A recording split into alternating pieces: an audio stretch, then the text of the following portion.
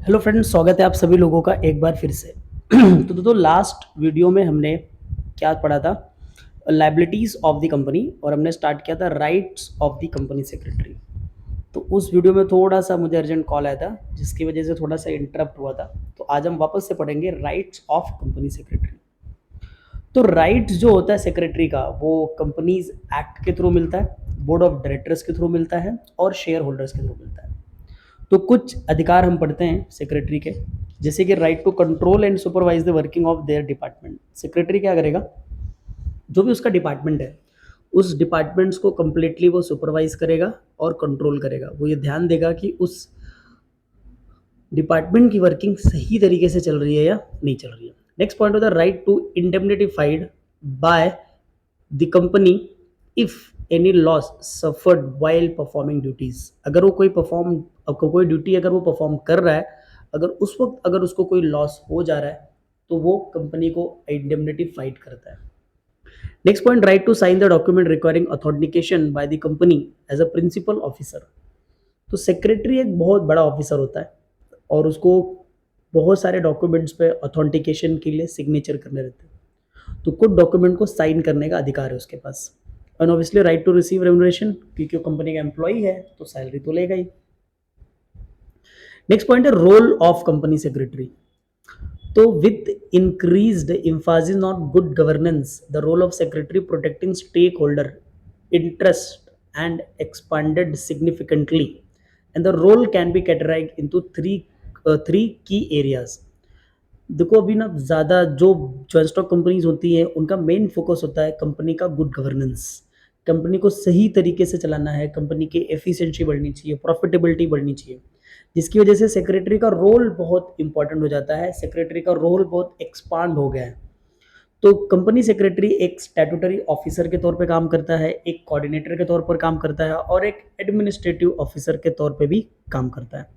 तो अगर एक स्टैट्यूटरी ऑफिसर के तौर पे काम करेगा, तो उसका क्या क्या काम होता है? वो इंश्योर करेगा लीगल कंप्लायंसेस को। लीगल कंप्लायंसेस के अंदर आता है जो भी डॉक्यूमेंट उसकी ऑथेंटिकेशन में होंगे उनको साइन करना, एनुअल रिटर्न्स को साइन करना, और भी डॉक्यूमेंट्स को साइन करना और उसको रजिस्ट्रार ऑफ कंपनीज तक पहुंचाना। उसको मिनट्स बनाना पड़ता है जनरल मीटिंग का, बोर्ड मीटिंग का। उसको register of member book, register of debenture holder member book बनाना पड़ता है। उसको रजिस्टर ऑफ डायरेक्टर और के एमपी और उनकी शेयर होल्डिंग्स, इतनी सारी चीज़ें उसको काम करना पड़ता है। उसके बाद में लाइबिलिटीज में देखेंगे हम कुछ। नेक्स्ट पॉइंट आता है आपका लास्ट, इस चैप्टर का last topic, that is chief finance officer. तो चीफ फाइनेंस ऑफिसर एक लास्ट केएमपी है इस चैप्टर का। तो चलो इसको भी खत्म करते हैं हम लोग पढ़ के। तो chief financial officer is responsible for overseeing the financial health of the company.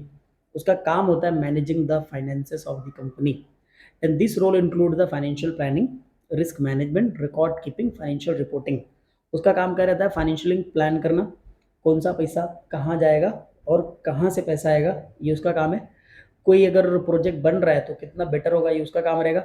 Risk management वो देखेगा, किसी प्रोजेक्ट पे पैसा लगा रहे हैं तो मार्जिन ऑफ एरर कितना हो सकता है, रिस्क कितना हो सकता है।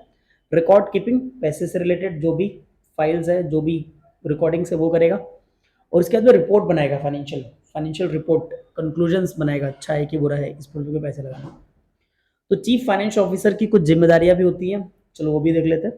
तो चीफ फाइनेंस ऑफिसर की पहली जिम्मेदारी है फाइनेंशियल प्लानिंग करना, फाइनेंशियल रिस्क को असेस करना, फाइनेंशियल रिकॉर्ड कीपिंग करना और रिपोर्ट्स बनाना अलग अलग फाइनेंशियल डिटेल्स के बारे में। नेक्स्ट पॉइंट होता है एनालाइजिंग कंपनी स्ट्रेंथ और वीकनेस। कंपनी की फाइनेंशियल स्ट्रेंथ, कंपनी की फाइनेंशियल वीकनेस को एनालाइज करने का उसका काम होता है। Taking timely corrective actions for financial stability. Company में फाइनेंशियल स्टेबिलिटी बनी रहे, इसके लिए वो टाइमली करेक्ट एक्शंस लेता है। और ensuring accurate and timely financial reporting, तो वो सही और एक्यूरेट फाइनेंशियल रिपोर्ट बनाना, ये इसकी जिम्मेदारी होती है। क्योंकि कोई भी कंपनी अगर कोई नया प्रोजेक्ट पे काम कर रही है, तो उसके लिए फाइनेंशियल रिपोर्ट बनाना कि ये फाइनेंशियली कितना वाइबल होगा, इसमें पैसा लगाए या नहीं लगाए, ये पूरा काम चीफ फाइनेंस ऑफिसर देखेगा। And providing inputs for the board report. अगर बोर्ड ऑफ डायरेक्टर को फाइनेंशियली कोई रिपोर्ट प्रिपेयर करनी है, तो उसके लिए इनपुट्स, कुछ आइडियाज उसको शेयर करता है। Then chief financial officer can be regular employee वो कंपनी का एक रेगुलर एम्प्लॉय होता है या फिर वो कॉन्ट्रैक्ट बेसिस पे भी काम कर सकता है। चीफ फाइनेंशियल ऑफिसर बनने के लिए डायरेक्टर होना कंपलसरी नहीं है। जैसे हमने पढ़ा था एमडी बनना है तो उसके लिए कंपलसरी डायरेक्टर होना, बट इसमें ऐसा नहीं है। कोई भी बंदा, कोई भी इंडिविजुअल बंदा कंपनी का चीफ फाइनेंशियल ऑफिसर बन सकता है, अगर वो डायरेक्टर नहीं भी है तब भी बन सकता है। लास्ट पॉइंट है, chief finance officer must sign audited financial statement of the company. Company की जो स्टेटमेंट होती है, ऑडिटेड स्टेटमेंट, उस पर साइन करना चीफ फाइनेंस ऑफिसर का काम होता है। सो दोस्तों, यहाँ पे ये चैप्टर खत्म होता है। तो आने वाले लेक्चर में हम इस चैप्टर के ऑब्जेक्टिव्स को डिस्कशन करने वाले हैं जो टेक्स्ट बुक के पीछे आपको दिया हुआ है।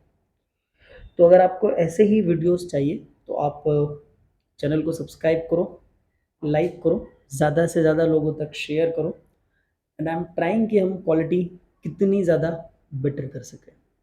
वीडियो पूरा देखने के लिए थैंक यू वेरी मच।